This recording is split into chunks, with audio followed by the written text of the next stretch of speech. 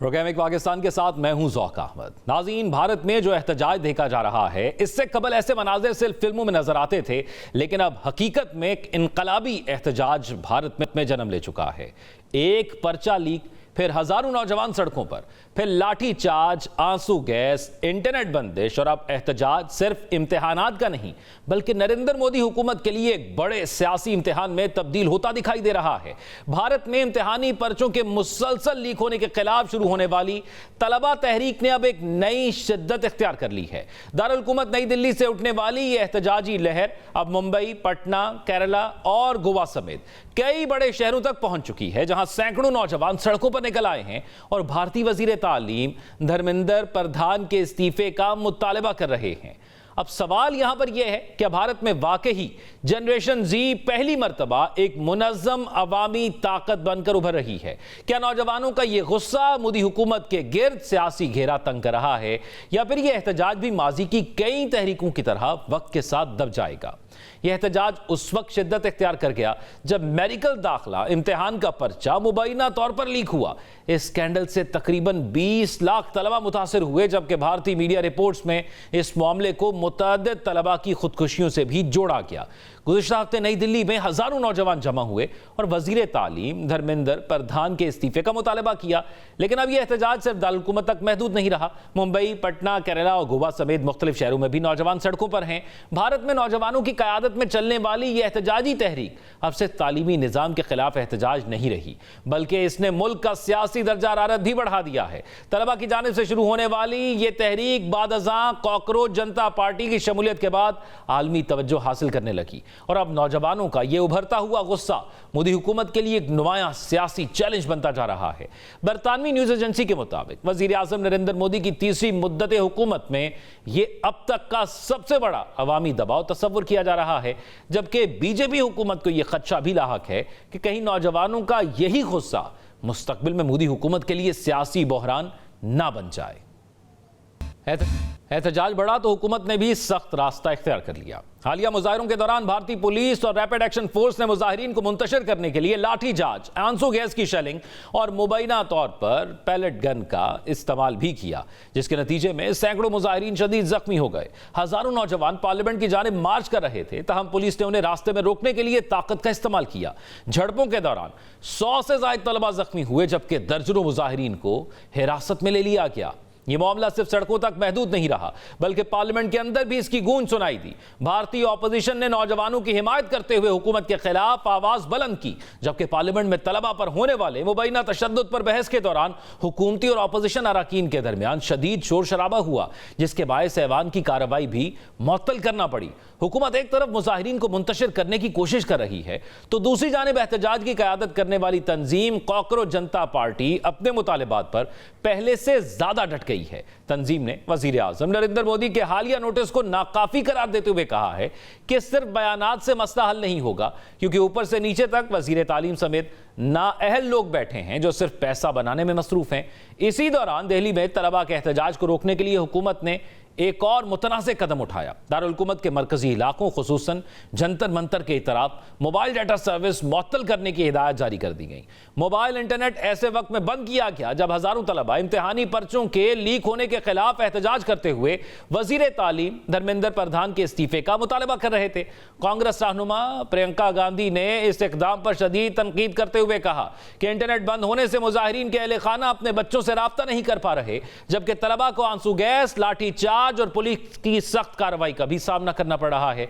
दूसरी जानिब मुजाहिरों में शरीक नौजवानों का कहना है कि यह तहरीक किसी सियासी जमात के सहारे नहीं, बल्कि आवाम की हमदर्दी, बाहमी इत्तेहाद और नौजवानों के जज्बे की वजह से आगे बढ़ रही है। उनका कहना है कि पुलिस के लाठी चार्ज और रुकावटों के बावजूद उनके हौसले पस्त नहीं हुए, बल्कि कई जख्मी तलबा इलाज के बाद दोबारा एहतजाज में शामिल हो रहे हैं। जब नशरियाती इदारे DW के मुताबिक इस तहरीक की क़यादत मुकम्मल तौर पर नौजवानों के हाथ में है और इसे वसी पैमाने पर जनरेशन जी की आवाज करार दिया जा रहा है। रिपोर्ट के मुताबिक ये तहरीक इब्तदा में सोशल मीडिया पर एक तंजिया मुहिम थी, मगर देखते ही देखते ये सड़कों पर मुनज़्ज़म अवामी एहतजाज में तब्दील हो गई। अब कॉकरोच जनता पार्टी ने वाज़ेह ऐलान किया है कि एहतजाज उस वक्त तक जारी रहेगा जब तक उनके मुतालिबात तस्लीम नहीं किए जाते। मुजाहिरीन के अहम मुतालिबात में वज़ीर तालीम धर्मेंद्र प्रधान का इस्तीफा, एहतजाज करने वाले तलबा के खिलाफ मुकदमात न बनाने की यकीन दहानी और इम्तिहानी पर्चों के लीक होने के बायस खुदकुशी करने वाले तलबा के अहले खाना को माली मुआवजा देना शामिल है। इस एहतजाज को सिर्फ नौजवान ही नहीं बल्कि दीगर बॉलीवुड की कई बड़ी शख्सियात की हिमायत भी हासिल है और वो तलबा के साथ खड़ी हो गई हैं। बॉलीवुड सुपरस्टार सलमान खान ने सोशल मीडिया पर अपने पैगाम में कहा, ये देखकर खुशी होती है कि हमारे मुल्क के तलबा बेहतर तालीमी निज़ाम के मुतालबे के लिए मुत्तहिद हुए हैं और उनके वालिदैन भी उनके साथ खड़े हैं। ये एक पुरअमन तहरीक थी, लेकिन अफसोस कि इसे पुरतशद्दुद रुख इख्तियार करना पड़ा। पर्चा लीक होना एक इंतहाई संगीन मसला है। अदाकारा आलिया भट्ट ने भी इंस्टाग्राम पर लिखा, गुज़िश्ता चंद दिनों से जो कुछ हुआ इसने मेरा दिल तोड़ दिया, लेकिन तलबा की हिम्मत और आज़्म ने मुझे उम्मीद दी है। मैं तलबा के ख्वाबों और उनके अहले खाना की उम्मीदों को सलाम पेश करती हूँ। इसी तरह सीनियर अदाकार नसीरुद्दीन शाह ने अपने वीडियो बयान में पुलिस कार्रवाई की शदीद मजम्मत करते हुए कहा, अगर एक जाहिल शख्स मुल्क की रहनुमाई करेगा तो उसका दिल यही चाहेगा कि पूरा मुल्क जाहिल और बेरहम बन जाए। तलबा हिम्मत न हारें, पूरा मुल्क उनके साथ है और हुकूमत को यह याद रखना चाहिए कि ये सब याद रखा जाएगा। अब नाज़रीन, दिलचस्प बात यह है कि इस एहतजाज की सबसे मुनफरिद तस्वीर मजहबी और समाजी हमांगी रही है। मुजाहिरों में हिंदू, मुसलमान, सिख और ईसाई नौजवान एक दूसरे के साथ खड़े दिखाई दिए। रंग, नस्ल, जात पात और मजहबी तकसीम पसे पुश चली गई और एक दूसरे की मदद और हिफाजत करते हुए ये नौजवान एक मुश्तरका मकसद के लिए मुत्तहिद नजर आए। मुबस्सरीन के मुताबिक इस मंजर ने बीजेपी और आरएसएस के इस बयानिए को भी चैलेंज किया जिस पर भारतीय सियासत बरसों से कायम रही है। दूसरी जानिब हुकूमत की जानिब से दिए गए बयानात भी मुजाहिरीन को मुतमईन नहीं कर सके। वजीर आज़म नरेंद्र मोदी ने पहली मरतबा सोशल मीडिया प्लेटफॉर्म एक्स पर तलबा के एहतजाज पर रद्द-ए-अमल देते हुए कहा कि नौजवानों की फलाह और मुस्तकबिल से बढ़कर कोई चीज़ अहम नहीं। उन्होंने ऐलान किया कि हुकूमत ने इम्तिहानी पर्चे लीक करने वालों के खिलाफ कार्रवाई के लिए फास्ट ट्रैक अदालतें कायम कर दी हैं, लेकिन एहतजाज की क़यादत करने वाली कॉकरोच जनता पार्टी ने वज़ीर आज़म के इन इक़दामात को नाकाफ़ी करार देते हुए मुस्तरद कर दिया। तर्जुमान का कहना था कि मसला सिर्फ पर्चा लीक होने का नहीं बल्कि पूरा तालीमी निज़ाम बदउनवानी का शिकार हो चुका है और जब तक वज़ीर तालीम धर्मेंद्र प्रधान को बरतरफ नहीं किया जाता एहतजाज जारी रहेगा। कॉकरोच जनता पार्टी ने वज़ीर आज़म नरेंद्र मोदी को खबरदार किया है कि अगर वज़ीर तालीम को ओहदे से ना हटाया गया तो एहतजाज का रुख बराह रास्त वज़ीर आज़म के इस्तीफे की तरफ मोड़ दिया जाएगा। उधर हुकूमती नुमाइंदों से मुलाकात के बाद कॉकरोच जनता पार्टी के तर्जुमान ने बताया कि हुकूमत ने जवाब देने के लिए कल दोपहर तक का वक्त मांगा है। तर्जुमान के मुताबिक हुकूमत को वाज़ेह तौर पर बता दिया गया है कि अगर वज़ीर तालीम मुस्ताफ़ी ना हुए तो एहतजाज मजीद शिद्दत इख्तियार करेगा और मुल्कगीर तहरीक का दायरा मजीद वसी कर दिया जाएगा। इसी दौरान अपोजिशन लीडर राहुल गांधी ने भी वज़ीर आज़म मोदी को आड़े हाथों लिया। लोकसभा में कायद हिज़्ब इख्तिलाफ राहुल गांधी ने वज़ीर आज़म के बयान पर रद्द-ए-अमल देते हुए इल्ज़ाम आयद किया कि हुकूमत खुद मुल्क के तालीमी निज़ाम को कमज़ोर करने की जिम्मेदार है, इसलिए सिर्फ बयानात से मसला हल नहीं होगा बल्कि जिम्मेदार अफराद के खिलाफ अमली कार्रवाई करना होगी। कॉकरोच जनता पार्टी जो कि इस एहतजाज को लीड कर रही है, ये भी आपको बताते हैं कि वो आखिर है क्या। अब इसमें दिलचस्प बात यह है कि आज जिस तंजीम का नाम पूरे भारत में गूंज रहा है उसका आगाज किसी रिवायती सियासी जमात के तौर पर नहीं हुआ था। यह एहतजाज कॉकरोच जनता पार्टी CJP नामी एक तहरीक की जानिब से किया जा रहा है जिसका आगाज मई में सोशल मीडिया पर एक तंजिया मुहिम के तौर पर हुआ था। इस तहरीक की बुनियाद उस वक्त पड़ी जब इंडियन सुप्रीम कोर्ट के चीफ जस्टिस के एक बयान में नौजवानों का मवाजना कॉकरोच यानी लाल बेग से किया गया। इस बयान के बाद सोशल मीडिया पर कॉकरोच जनता पार्टी के नाम से एक तंजिया मुहिम शुरू हुई जो देखते ही देखते लाखों नौजवानों की आवाज बन गई। DW के मुताबिक यही तंजिया मुहिम बाद में एक मुनज़्ज़म एहतजाजी तहरीक में तब्दील हो गई। एक तंजिया प्लेटफॉर्म का कॉकरोच जनता पार्टी वजूद में आना जो लाखों नौजवान भारतीयों के लिए एक ऐसा मरकज बन गया जहां बेरोजगारी, इम्तिहानी पर्चों के मुसलसल अफशा और हुकूमती जवाबदेही जैसे मसाइल पर आवाज उठाई जाने लगी। आज यही तहरीक सोशल मीडिया से निकलकर सड़कों तक पहुंच चुकी है और इसे भारत में जनरेशन Z की सबसे बड़ी अवामी तहरीक करार दिया जा रहा है। नाज़रीन, भारत में पेपर लीक कोई नया मसला नहीं। भारत में इम्तिहानी पर्चे लीक होने का बहरान ये पहली दफा नहीं हुआ। भारतीय अखबार डेक्कन हेरल्ड के मुताबिक गुज़िश्ता कई बरसों से मुख्तलिफ रियासतों में अहम इम्तिहानात के पर्चे मुसलसल लीक होते रहे हैं। 2023 में तेलंगाना के SSC यानी 10वीं जमात के हिंदी इम्तिहान का पर्चा लीक हो गया जो बाद अज़ां व्हाट्सएप के जरिए तेजी से पूरे इलाके में फैल गया। 2022 में उत्तर प्रदेश में विलेज अकाउंटेंट भर्ती इम्तिहान का पर्चा लीक हुआ जिसके बाद पुलिस को तहकीकात के लिए खुसूसी टास्क फोर्स यानी STF तश्कील देना पड़ी। 2021 में Uttar Pradesh teacher eligibility test یعنی UPTET کا پرچہ لیک ہوا، جو سرکاری اسکولوں میں اساتذہ کی بھرتی کے لیے لازمی امتحان سمجھا جاتا ہے۔ اس واقعے نے ریاست بھر میں بھرتی کے پورے نظام پر سوالیہ نشان لگا دیا اور 2020 میں کرناٹک کے PU امتحان میں فزکس کے پرچے کے پہلے 3 صفحات امتحان شروع ہونے سے چند گھنٹے پہلے ہی آن لائن آ گئے، جبکہ بنگلور یونیورسٹی کو BCom فائنل ایئر کا امتحان بھی پرچہ لیک ہونے کے خدشے کے باعث ملتوی کرنا پڑا۔ یہ گزشتہ کئی برسوں سے مسلسل سامنے آنے والی یہ واقعات اب نوجوانوں کے صبر کا پیمانہ لبریز کر چکے ہیں، اور یہی وجہ ہے کہ موجودہ احتجاج کو صرف ایک امتحان کا رد عمل نہیں بلکہ پورے نظام کے خلاف بغاوت قرار دیا جا رہا ہے۔ تو کیا بھارت میں واقعی ایک نئی جنریشن زی تحریک جنم لے رہی ہے، یا یہ صرف امتحانی پرچوں کے لیک ہونے کے خلاف وقتی غصہ ہے؟ آج سوال صرف ایک امتحان، ایک پرچے یا ایک وزیر تعلیم کا نہیں، بلکہ کروڑوں نوجوان کے مستقبل، اعتماد اور انصاف کا ہے۔ ایک طرف مودی حکومت ہے جو دعویٰ کر رہی ہے کہ پرچہ لیک کرنے والوں کے خلاف سخت کارروائی ہوگی، فاسٹ ٹریک عدالتیں قائم کی جا رہی ہیں اور نظام کو بہتر بنایا جائے گا۔ دوسری جانب سڑکوں پر موجود نوجوان ہیں جو کہتے ہیں کہ وعدے نہیں، عملی اقدامات چاہیے، اور جب تک ان کے مطالبات تسلیم نہیں ہوتے احتجاج جاری رہے گا۔ اب دیکھنا یہ ہے کہ کیا حکومت نوجوانوں کے غصے کو ٹھنڈا کرنے میں کامیاب ہو جاتی ہے، یا پھر یہی احتجاج ایک ایسی عوامی تحریک میں تبدیل ہو جاتا ہے جو بھارتی سیاست کا رخ بدل دے گا۔ ناظرین، ابھی پروگرام میں شامل کریں گے ایک بریک، اور بریک سے واپس آئیں گے تو بات کریں گے کہ ایران امریکہ جنگ کس طرف جا رہی ہے، اور کیا سعودیہ ایک نیوکلیر پاور بننے جا رہا ہے۔ اس پر تفصیلاً گفتگو ایک بریک کے بعد۔ بریک کے بعد خوش آمدید ناظرین۔ مشرق وسطیٰ کی صورتحال ایک بار پھر انتہائی نازک موڑ پر پہنچ چکی ہے۔ امریکہ نے ایران کے خلاف مسلسل 13ویں رات بھی فضائی کارروائیاں مکمل کی، اور اسی دوران امریکی اخبار نیو یارک ٹائمز نے ایک اہم رپورٹ جاری کی جس کے مطابق ایران نے عراق کے توسط سے پیش کی گئی امریکی جنگ بندی کی تجویز مسترد کر دی ہے۔ رپورٹ کے مطابق یہ پیغام عراقی وزیر اعظم علی الزیدی نے پہنچایا، جو اپنے حالیہ دورہ واشنگٹن کے بعد تہران گئے اور وہاں صدر مسعود پزشکیان، پارلیمنٹ اسپیکر محمد باقر کالباف اور وزیر خارجہ عباس عراقچی سے ملاقاتیں کی۔ تاہم ایرانی سرکاری خبررساں ادارے IRNA نے اس رپورٹ کو مسترد کرتے ہوئے اسے گمراہ کن قرار دیا۔ ایرانی حکام کا موقف ہے کہ 10 روزہ عارضی جنگ بندی اس وقت تک قابل قبول نہیں جب تک آبنائے ہرمز کے کنٹرول سمیت تنازع کے بنیادی نکات پر کوئی حتمی حل سامنے نہ آئے۔ اسی دوران میدان جنگ میں کارروائیاں تھمنے کا نام نہیں لے رہی۔ امریکی سینٹرل کمانڈ کے مطابق تازہ حملوں میں ایرانی فوجی کمانڈ سینٹرز، ڈرون ذخیرہ گاہیں، مواصلاتی نیٹ ورک اور ساحلی نگرانی کے نظام کو نشانہ بنایا گیا۔ ایرانی وزارت صحت کے ترجمان کے مطابق ان حملوں کے نتیجے میں اب تک 645 افراد زخمی اور 55 ہلاک ہو چکے ہیں، جو جواب میں ایرانی فوج نے دعویٰ کیا کہ اس نے بحرین میں امریکی کمپنی ایمیزون کے ایک ڈیٹا سینٹر کو نشانہ بنایا، جسے تہران نے امریکی کارروائیوں کے جواب میں اپنی رد عمل کی حکمت عملی کا حصہ قرار دیا۔ ساتھ ہی پاسداران انقلاب کی جانب سے برطانیہ کو بھی خبردار کیا گیا کہ اگر اس نے امریکی بمبار طیاروں کو اپنی فضائی اڈوں سے پرواز کی اجازت دی تو برطانوی تنصیبات بھی ممکنہ حملوں کی زد میں آ سکتی ہیں۔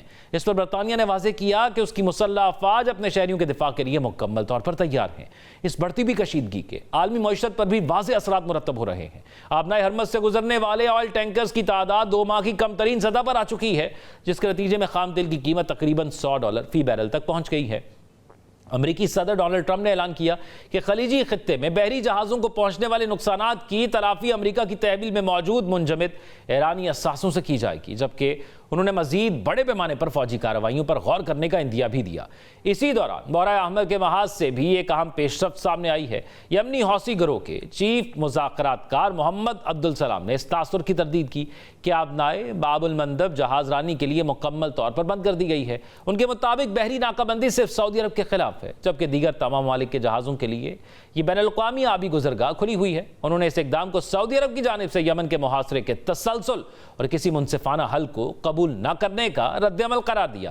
اس بیان پر پاکستان کی جانب سے سخت رد عمل سامنے آیا۔ دفتر خارجہ کے ترجمان نے کہا کہ سعودی عرب اور تجارتی بحری جہازوں کو دی جانے والی دھمکیاں ناقابل قبول ہیں، اور پاکستانی پرچم بردار جہازوں کو کسی بھی نوعیت کا خطرہ ملکی سلامتی کے خلاف خطرہ تصور کیا جائے گا۔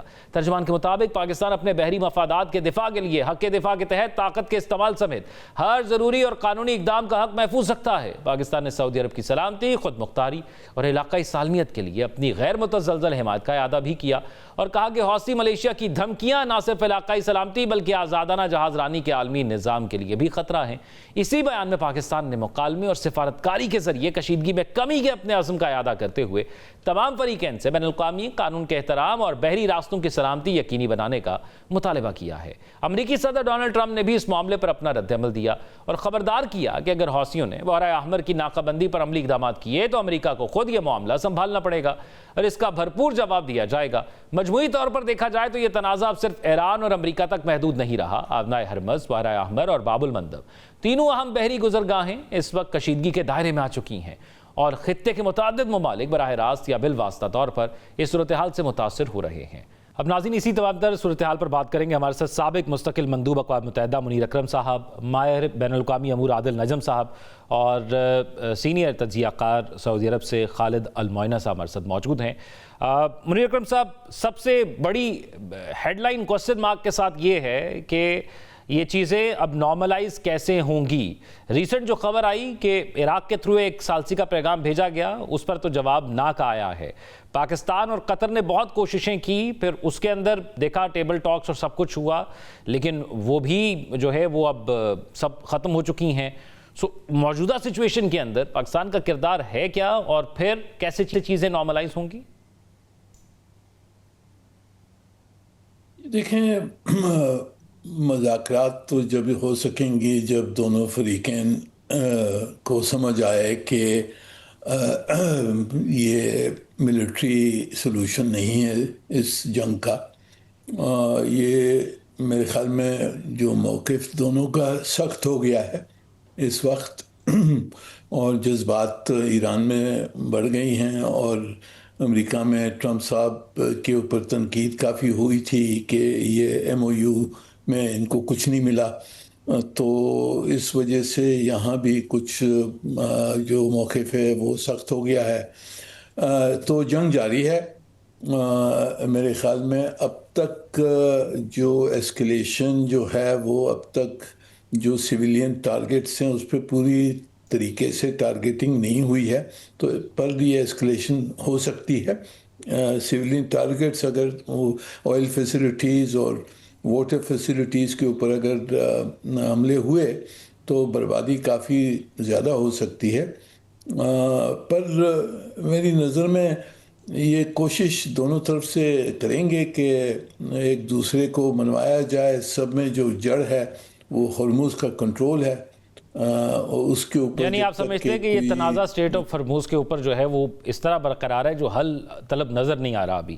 عادل نجم صاحب، اب مسئلہ یہ ہے کہ ڈونلڈ ٹرمپ صاحب آئے دن کہہ دیتے ہیں اور پھر ان کی جانب سے یہ کہا گیا ہے کہ بہت بڑا حملہ ایران پر ہونے جا رہا ہے، اس سے پہلے ایسا حملہ نہیں ہوا۔ وال اسٹریٹ جرنل نے کچھ سیٹلائٹ امیجز کے ساتھ یہ رپورٹ کیا ہے کہ ایران نے جو یو ایس اور اسرائیل نے اٹیک کیا تھا، اور بار بار جہاں پر جن سائٹس پر اٹیک کیا گیا، وہ میزائل فیسلٹی ہو یا دیگر ملٹری کی جو انسٹالمنٹ تنصیبات ہوتی ہیں وہاں پر اٹیک کیا گیا تھا، ایران نے اس کو ری بلڈ کر لیا ہے۔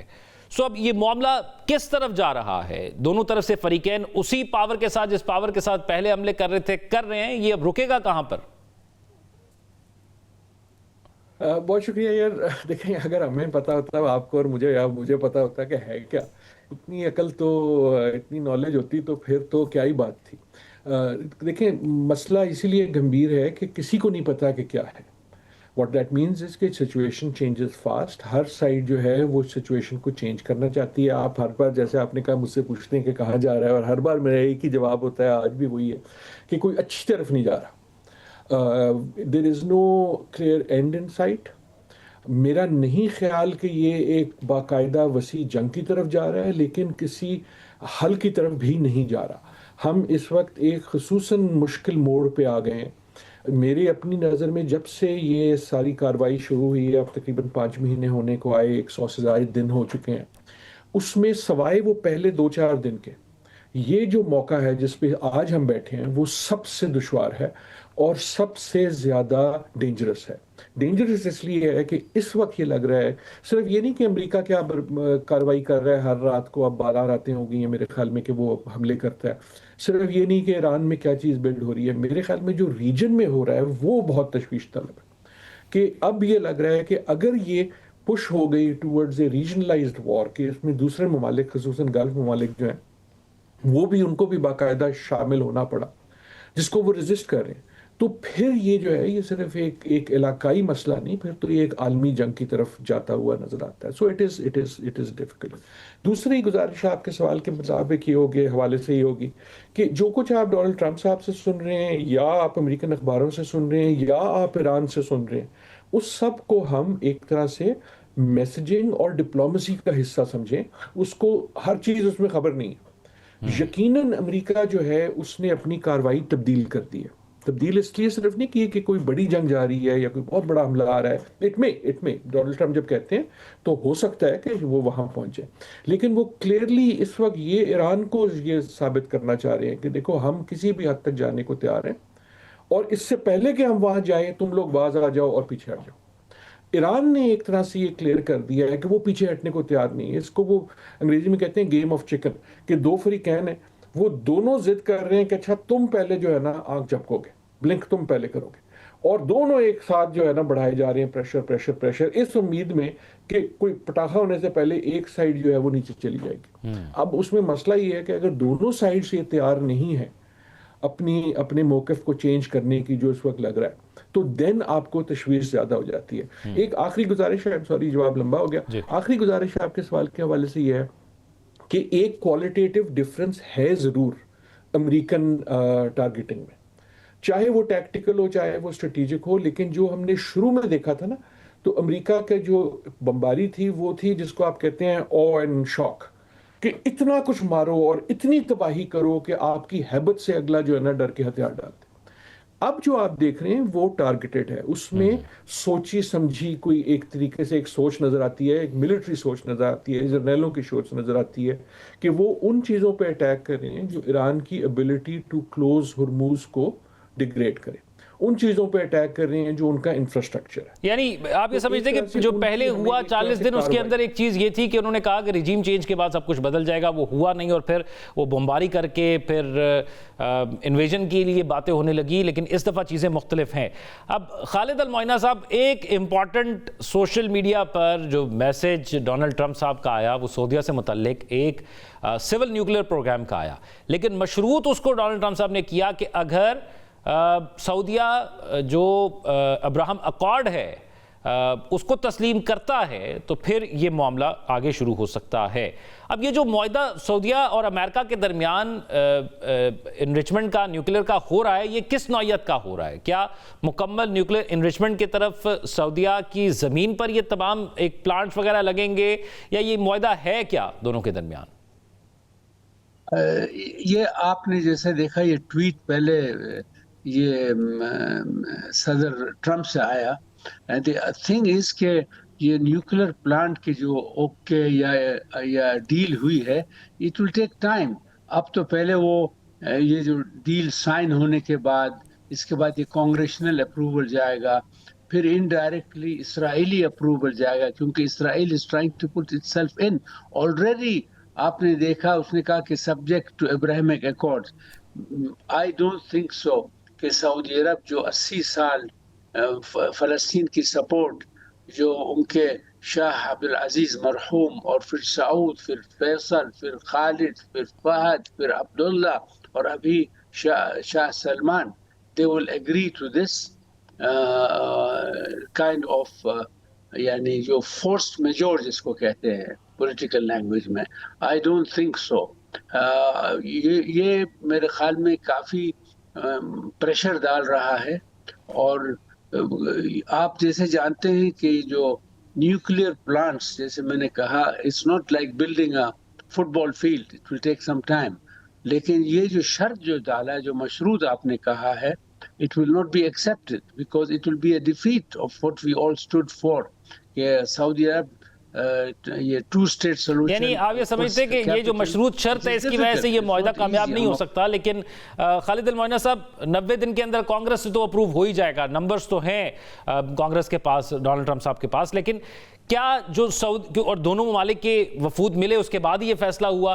جو جیسا یو اے ای میں ہے بارکا نیوکلیر انرجی پلانٹ، یہ ایک انرجی پلانٹ کی طرح وہاں پر ہوگا، اور پھر سعودیہ اس چیز کی ضرورت کیوں محسوس کر رہا ہے کہ اس کے پاس بھی نیوکلیر انرجی پلانٹ کی صورت میں کچھ ہو؟ نہیں، ہم سول نیوکلیر پروگرام جاپان میں ہے سول، اگر اس کی اگزامپل ہم لیں اور کوئی دوسرے بھی اگزامپلس لیں، کیونکہ آج مجھے کس نے فون کیا لندن سے، انہوں نے کہا کہ آپ لوگوں کے پاس اتنا پیٹرول ہے، گیس ہے، وائی؟ بیکاز بائی 2050 اور 60 ہم نان فاسل فیولز لینے چاہتے ہیں وچ از کلین ایئر انرجی، اور nuclear is one of the clean provided in کے سیف گارڈس ہوں. جیسے آپ نے دیکھا شرنوبل میں کیا ہوا، بس یعنی شرنوبل کافی آؤٹ ڈیٹڈ اینٹیکویٹڈ نیوکلیر فیسلٹیز تھی. سو دا آئیڈیا کہ اس میں جیسے کوئی لوگ نے کہا کہ یورینیم انریچمنٹ سعودی عرب میں ہوگا، باہر سے ہوگا، یہ اٹ از ٹو ارلی. اب تو ڈیل کی بات ہوئی، جیسے میں نے کہا آپ کو کانگریس جانا ہے، یہ کرنا ہے، وہ کرنا ہے، لیکن جو مین چیز لوگوں کے مائنڈ میں آیا ہے کہ یہ جب انہوں نے کہا کہ اس کو اس کے ساتھ لنک کرا دیجئے Abrahamic accords, and I think this is a no go right from the start. انہوں نے ایک جیسے یہ ایک کھڈا کھودا اور انہوں نے کہا کہ ابھی اس میں جائیے. And Saudi Arab is very smart, and یہاں بھی جانتے ہیں یہ جو کافی جو بنا رہے ہیں یہ کس قسم. آپ سمجھتے ہیں کہ ایک لمبا پروسیس ہے، ابھی اس کے اندر بہت سی اور چیزیں ڈسکس ہونی ہیں. اب عادل نجم صاحب، سچویشن یہاں پر اس تمام تر صورتحال کے اندر یہ دیکھی گئی کہ معاملہ چلے کول ڈاؤن ہوگا، یہاں پر اسٹریٹ آف ہرموز تھا، لیکن باب المندب پر بھی سعودی شپس کو جو ہے وہ حوثیوں کی جانب سے اب روکا جا رہا ہے. پاکستان نے بھی اپنا واضح کر دیا موقف کہ پاکستانی شپس کو روکا گیا تو یہ ایک ریڈ لائن عبور ہوگی. سو اب اس سچویشن کے اندر جہاں پر ایک گزرگاہ جو کہ انرجی ریسورسز کو یا دیگر چیزوں کو لے کر آ رہی تھی وہ پہلے ہی بند، معیشت کا بیڑا غرق ہوا، اس سے ایک دوسری بھی بند ہو رہی ہے اور اسپیشلی سعودیہ کو اس پر ٹارگٹ کیا جا رہا ہے، تو یہ سچویشن اب کہاں تک لے کے جائے گی اس کو؟ اچھا، ایک ہم اس پہ بعد میں بھی بات کر سکتے ہیں. جو دارالمندب ہے وہ میرے خیال میں اس کی اہمیت صرف ٹریڈ رول نہیں ہے، اس سے کہیں اگر خدا نخواستہ ایسا ہو گیا کہ یہ جنگ وہاں پھیل جاتی ہے، جو ابھی تک نہیں ہوا.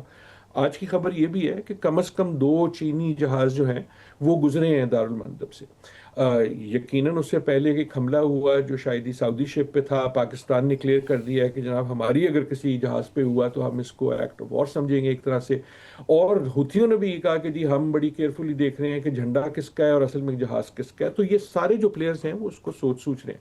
آپ شاید جانتے ہوں کہ دارالمندب کا جو مطلب ہے وہ ہے وہ باب المندب کے وہ the gate of tears، مندب میرے خیال میں کہتے ہیں آنسوؤں کو. تو ایک طرح سے یہ جو ہے یہ اگر بڑھ گیا تو یہ یقیناً آنسو دلا دے گا پوری دنیا کو، صرف ٹریڈ کی وجہ سے نہیں، کیونکہ اس کی جو سیاسی ریمیفیکیشن ہے وہ ٹریڈ سے بھی زیادہ ہے. جہاں تک آپ کا سوال تھا کہ ہوا کیا، یار ہوا وہی جس کا آپ نے اور میں نے پہلے بھی ہم نے گفتگو کی اور آپ کو بھی پتا تھا اور مجھے بھی پتا تھا، لیکن ہماری امید فرق تھی. ہوا یہ کہ ہم جو ٹرسٹ کا ڈیفیسٹ تھا نا، جو اعتماد کا فقدان ہے ان 2 پارٹیز کے درمیان، وہ جو ہے وہ ہمیں صاف نظر آ گیا. دیکھیں نا، یہ ہمیں ایسی نہیں ہے کہ کوئی نئی خبر ہے، کوئی نئی چیز ہو گئی. جب آپ کی ملاقات ہوئی تھی وہاں سوئٹزرلینڈ میں تو ایک کمرے میں بیٹھنے کو تو تیار نہیں تھے، ہاتھ ملانے کو تو تیار نہیں تھے، گفتگو کرنا تو دور کی بات ہے نا. ہاں وہ دھکا دے کے ہم ان کو لے آئے ایم او یو پہ، لیکن تب بھی اور اس سے پہلے بھی اور اس کے بعد بھی ظاہر تھا کہ اعتماد کا اتنا فقدان ہے کہ دونوں فریقین دوسرے کی کوئی بات جو ہے اس کو یقین نہیں کرنا چاہتے. لیکن عادل نے صاحب اسی فقدان کو تو دور کیا تھا نا نیگوسیشن کے اندر. پاکستان نے فقدان تو پہلے بھی تھا، 1979 سے اب تک ہے، اسی تو ٹرسٹ ڈیفیسٹ کو دور کر کے دونوں کو بٹھایا گیا تھا، لیکن پھر بھی کچھ نہیں بنا. لیکن خالد المعینہ صاحب، یہ جو نیوکلیر کے حوالے سے خبر دونوں ممالک کے درمیان آئی ہے، اس میں 2023 میں سعودی جو وزیر توانائی ہے انہوں نے اس خواہش کا اظہار کیا تھا کہ جوہری بجلی گھر ہونا چاہیے، جو کہ سعودیہ میں ابھی تک نہیں ہے. سو اٹ مینس کہ سعودیہ چاہتا ہے سول نیوکلیر پروگرام. اگر امریکہ جس طرح مشروط کر دیا اور آپ نے کہا کہ اس شرط کے ساتھ یہ نہیں ہو سکتا، تو پھر کیا سعودیہ دوسرے ممالک کی طرف دے سکتا ہے؟ جیسے ٹرکی رشیا کی مدد سے چلا رہا ہے، پھر ایجپٹ بھی رشیا کی مدد سے چلا رہا ہے. अभी मैं जैसे आपसे कह रहा हूँ, it will take time, you never know. अगर ये इनके साथ डील नहीं हुआ तो आपके पास साउथ कोरिया के पास पीसफुल न्यूक्लियर फैसिलिटीज हैं, जापान के पास हैं, अदर कंट्रीज हैव यानी आर डूइंग इट। लेकिन ये क्योंकि इस वक्त पर आया है, ये जो जंग हो रही है गल्फ में, उन्होंने कहा कि सऊदी अरब ये लाइन में जा रहा है, ये इस रोड में जा रहा है, because they want to end game it to have nuclear weapon. आप जानते हैं न्यूक्लियर वेपन आप सुपरमार्केट से तो खरीद नहीं सकते, it will take years to build one. लेकिन जमाने से सऊदी अरब कोशिश कर रहा था कि नॉन फॉसिल फ्यूल्स, ये प्लान में था, क्लीन एनर्जी जिसको कहते हैं, दिस इज हमारे 2030 विजन में मौजूद है। आदिल अजीज साहब, जैसे अभी स्टार्ट में मुनीर अकरम साहब ने एक चीज़ कही थी कि एक टारगेटेड किस्म का ऑपरेशन अमेरिका की जानिब से इस दफ़ा किया जा रहा है। अब मसला ये है कि स्टेट ऑफ हॉर्मुज़ का कंट्रोल किसके पास जाएगा? डोनाल्ड ट्रंप साहब जो कुछ कह रहे हैं वो कर नहीं पा रहे, वो जो ईरान से हमले हो रहे हैं उनको रोक नहीं पा रहे, स्टेट ऑफ हॉर्मुज़ का कंट्रोल संभाल नहीं पा रहे, तो फिर ये सिचुएशन के अंदर कितना बड़ा डैमेज उनको भी पहुंच रहा है डोनाल्ड ट्रंप को? और दूसरा, नेतन्याहू अमेरिका का दौरा करने वाले हैं, नेतन्याहू वो हैं जिन्होंने अमेरिका को कन्विंस किया कि वो इस वॉर के अंदर आए, तो इस दौरे के बाद क्या सिचुएशन बदल सकती है और मजीद इंटेंस हो सकती है? देखिए, जहां तक हुर्मुज का ताल्लुक है ना, तो अब बात क्लियर हो गई है कि इन दोनों ने अमेरिका और ईरान, इसराइल को भी अलग रखते हैं, इन दोनों ने ये जाहिर कर दिया है, साबित कर दिया है कि इनके पास कैपेसिटी है उस स्ट्रेट को क्लोज करने की, उनको बंद करने की इनके पास ताकत है। राइट, ईरान भी बंद कर सकता है और ब्लॉकेड से अमेरिका ने साबित कर दिया कि वो भी बंद कर सकते हैं। ये भी साबित हो गया कि दोनों के पास ये कुव्वत नहीं है कि वो उसको खोल सके। डोनाल्ड ट्रंप कह देते हैं कि जी वो तो खुली हुई है, मैं तो अभी आज ही खुली हुई है, लेकिन अगर जहाज नहीं खुला तो गुजर रहा तो नहीं खुली हुई। ईरान जो है वो कह देता है जी हमारी इजाजत ले लो तो खुली हुई है, लेकिन अगर आगे ब्लॉकेड है तो नहीं खुली हुई। सो ये है जहां वो जो आप कह रहे थे ना, कहां हम फंसे हुए हैं, यहां फंसे हुए हैं कि both have the capacity to stop it, neither has the capacity to open it. और जाहिर ये है कि ओपन करने का तरीका सिर्फ एक है कि दोनों के माबैन कोई एग्रीमेंट हो, इसीलिए मीडिएशन अभी भी जरूरी है, इसीलिए किसी न किस्म की सफारतकारी अभी भी जरूरी है, क्योंकि इस लॉजिकली ये खुल नहीं सकती जब तक दोनों कोई बाहमी अग्रीमेंट ना करें। यहां वो फंसे हुए। और इसका ताल्लुक इजराइल से ऐसे होता है कि वो एक वाहिद पार्टी है पूरी दुनिया में, अमेरिका भी नहीं है, ईरान भी नहीं है, बाकी दुनिया भी नहीं है, जिसका इंटरेस्ट शायद ये है कि ये जो मसला है ये तवालत पाए। इसलिए देखिए, नेतन्याहू साहब अगर ना भी जाए ना, तो उनका इन्फ्लुएंस इतना ज्यादा है डोनाल्ड ट्रंप पे और अमेरिकन सियासत पे इस वक्त कि हमें वो साया नजर आता है कि एक दिन जो है ना वो सऊदी अरेबिया से एग्रीमेंट होती है, उसके सारे कवायफ होते हैं, अगले दिन जो है क्योंकि आपको इजराइल से प्रेशर आ रहा है इसलिए उसके आप कवायफ ही तब्दील कर देते हैं। उनका तो ना गए हुए इतना इन्फ्लुएंस है, तो जब भी वो जाते हैं तो एक ये खदशा होता है कि यार अब ये कोई नया प्लान लेके गए हैं। देखो ना, जब भी वो गए हैं उन्होंने डोनाल्ड ट्रंप को किसी तरह कन्विंस कर दिया है उस बात पे जो शायद नहीं हो सकती थी, पहले तो जंग पे ही कन्विंस कर दी, इसलिए खदशा जरूर रहता है। लेकिन इट इज़ नॉट क्लियर कि वो क्या लेने आए हैं इन पर्टिकुलर, अपार्ट फ्रॉम जो उनकी मिलिट्री डील्स वगैरह हैं। लेकिन मेरे ख्याल में तशवीश हमें यकीनन रहनी चाहिए। मुनीर अकरम साहब, इस सारी सिचुएशन के अंदर जो दौरा हो रहा है नेतन्याहू का अमेरिका का, उसके अंदर आपको क्या लगता है कि मजीद एस्केलेट हो सकती है ईरान यूएस वॉर? ये इजराइल की तो कोशिश रही है, उन्होंने ही तो जंग शुरू करवाई ट्रंप साहब को इसमें शामिल कर कर, और अभी भी उनकी कोशिश यही रही है कि एक मुआहदा ना हो, जंग जारी रहे। नेतन्याहू के सर्वाइवल के लिए जंग जारी रखना वो समझते हैं कि उसके लिए ज़रूरी है कि जंग जारी रखें, तो वो कोशिश तो पूरी करेंगे। पर अमेरिका में देखिए जो पब्लिक ओपिनियन है वो इस जंग के ख़िलाफ़ है। जो ट्रंप साहब के ऊपर जो तनकीद हुई थी वो यही था कि जी ये मुआहदा आपने जो किया, MOU किया, वो उसमें कुछ आपको हासिल नहीं हुआ, आपकी स्ट्रेटेजिक ऑब्जेक्टिव्स नहीं हासिल हुई हैं, तो इस वजह से उनकी पोजीशन सख्त हो गई है। पर मेरी नज़र में यहाँ जो इनकी अगर जो भी इस्टेब्लिशमेंट में, मिलिट्री में अगर असेसमेंट की जाए तो नज़र आएगा कि ये हमलों के बावजूद ایران نہیں بیٹھے گا. ایران نے ہار تو نہیں ماننی ہے. وہ سہ لیں گے جو کچھ بھی انہوں نے بمباری کرنی ہے وہ تو سہ لیں گے. گراؤنڈ انویژن امریکہ اگر کرتا ہے تو اس کے لیے یہ بہت بڑی غلطی ہوگی, بہت کیجولٹیز ہوں گی, اور امریکن جو پبلک ہے وہ اس کیجولٹیز کو سہ نہیں سکے گی. تو اس لیے میری نظر میں گراؤنڈ انویژن نہیں ہوگا. پر یہ ایسکلیٹ کرنے کی جو دھمکیاں دے رہے ہیں اس سے یہی نظر آتا ہے کہ کچھ نہ کچھ وہ کریں گے زیادہ. پر ایران اس سے میرے خیال میں ایران کی پوزیشن اس سے بدلے گی نہیں, اور آج آ کے کہاں نہ کہاں واپس ان کو مذاکرات کے ٹیبل پر واپس آنا پڑے گا. منیر اکرم صاحب, ایک چیز ہمیشہ ڈسکس کی جاتی ہے کہ امریکہ کے اندر جو پولز ہو رہے ہیں اس میں ڈونلڈ ٹرمپ صاحب کی سپورٹ کم ہو رہی ہے, لیکن لوگ یہ بھی کہتے ہیں کہ جس طرح کے اٹیکس ایران کے اندر ہوئے ہیں وہاں پر بھی مہنگائی زیادہ ہو گئی ہے اور سچویشن جو ہے وہ مشکل ہو گئی ہے وہاں کی لیڈرشپ کے لیے. تو آپ کو لگتا ہے کہ وہاں پر بھی ڈیفرنس بڑھ رہا ہے, اختلاف بڑھ رہا ہے؟ کیونکہ ہم ریسنٹ پاس کے اندر دیکھ چکے ہیں مہنگائی پر ایک بہت بڑا احتجاج ایران کے اندر ہو چکا ہے, اور یہی کہا جا رہا ہے کہ اگر وار رکے گی تو دوبارہ اس قسم کا احتجاج ہو سکتا ہے.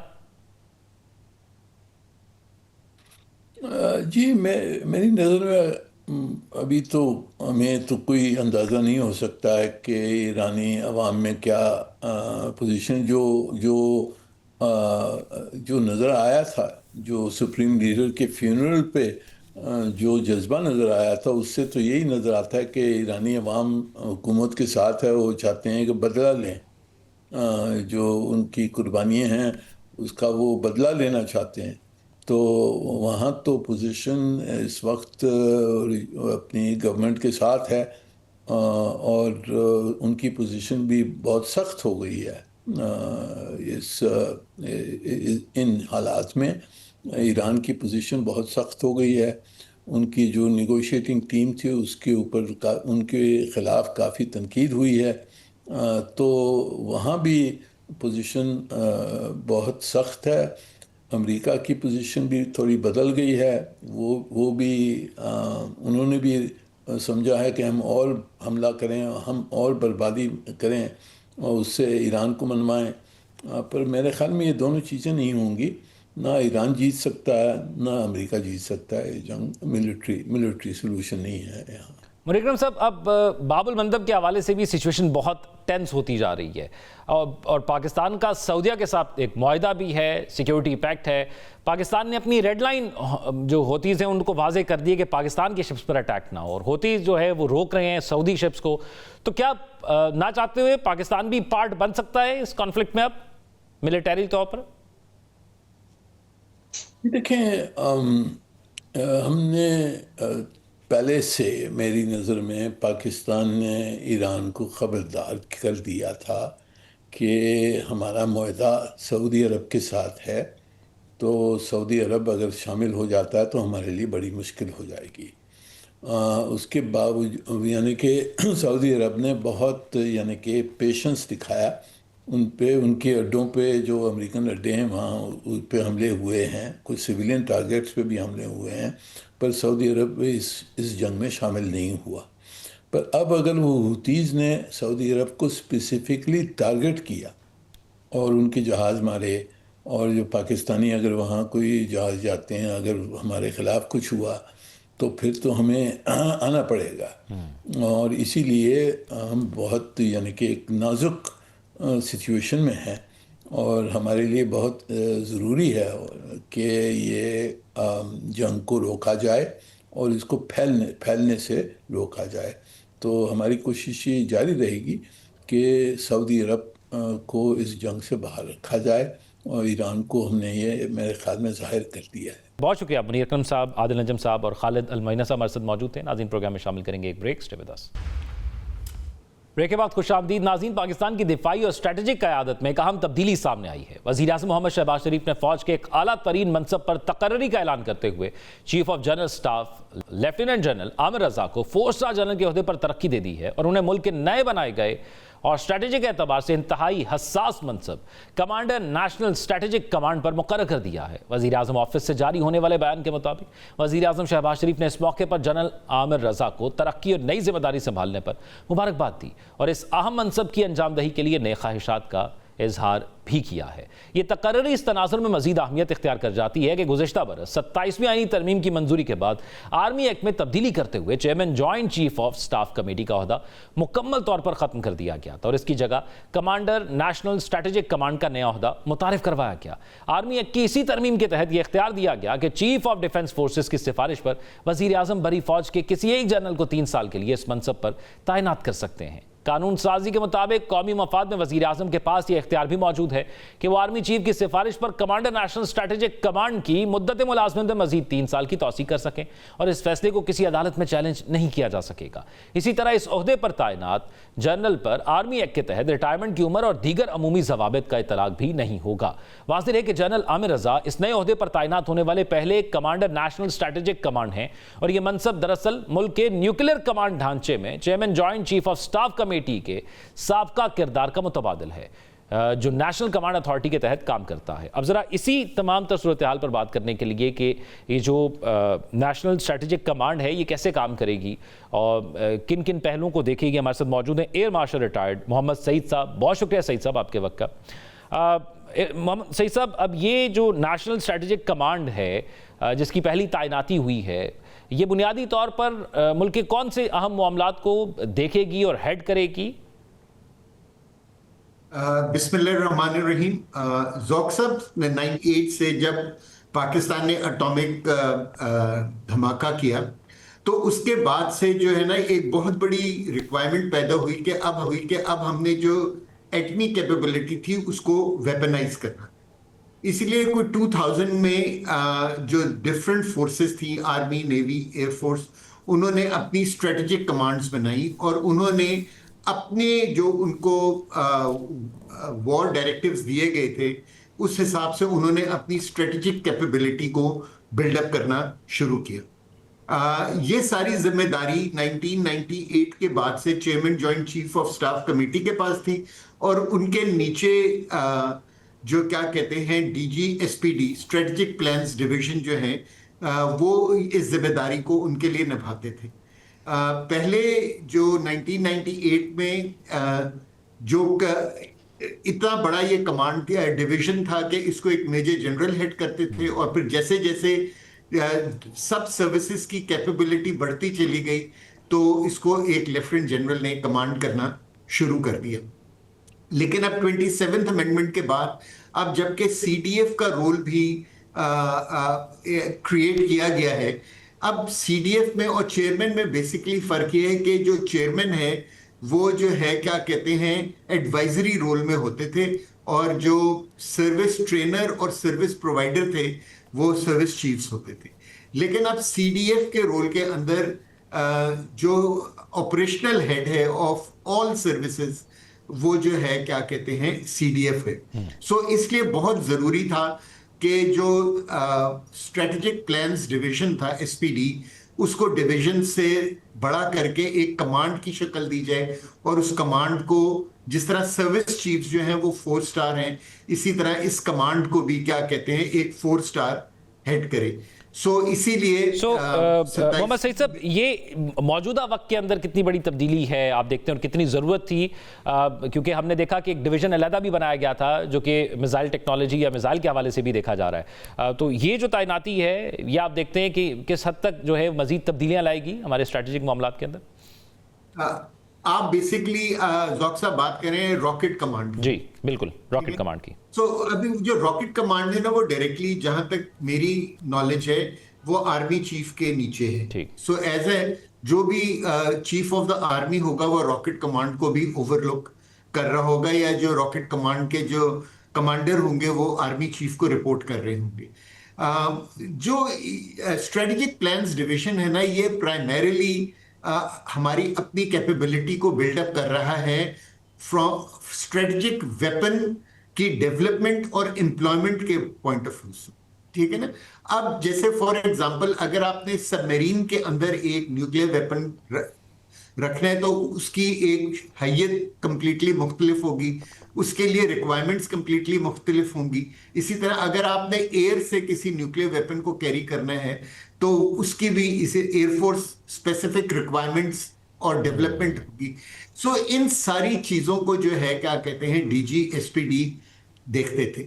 دوسرا یہ ہے کہ ان کے نیچے ایک اور بھی تھا ڈپارٹمنٹ جو کہ کیونکہ اب ہم ایک ڈکلیئرڈ نیوکلیئر پاور ہیں تو جو ہمارے جو انٹرنیشنل اسٹریٹجک ٹریٹیز ہیں ان کے اوپر نگاہ رکھنے کے لیے ایک اسپیسیفک ڈپارٹمنٹ تھا, اور وہ ڈپارٹمنٹ ان کو گائیڈ کرتا تھا کہ جی کہ ہم کون سی کیپیبلٹیز بنا سکتے ہیں, کون سی کیپیبلٹیز نہیں بنا سکتے, اور ڈفرنٹ فورمز کے اوپر پاکستان کا جو پوائنٹ آف ویو ہے فرام دی اسٹریٹجک امپلائمنٹ وہ کیا ہوگا.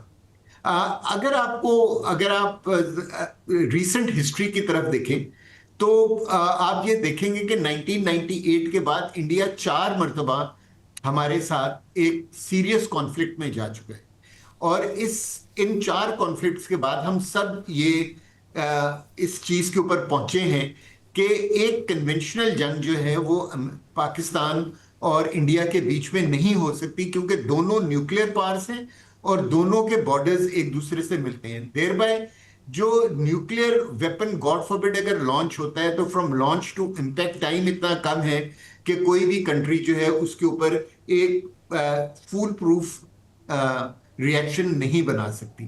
سو اس لیے جو ہے دونوں کنٹریز کے بیچ میں اب جب بھی جنگ ہوتی ہے وہ سب کنونشنل ڈومین میں ہوتی ہے, یعنی کہ جو کنونشنل وار ہے اس سے نیچے, اور پھر دونوں کنٹریز یہ دیکھ رہی ہیں, اور خاص طور پہ انڈیا ہمیں ٹیسٹ کر رہا تھا مارکہ حق تک کہ جو ہے کہ کیا کہتے ہیں کہ پاکستان کا وہ کیا تھریش ہولڈ ہے کہ جہاں ہم پاکستان کو نقصان بھی پہنچا سکتے ہیں لیکن پاکستان اپنے نیوکلیئر تھریش ہولڈ کے اوپر نہ پہنچے.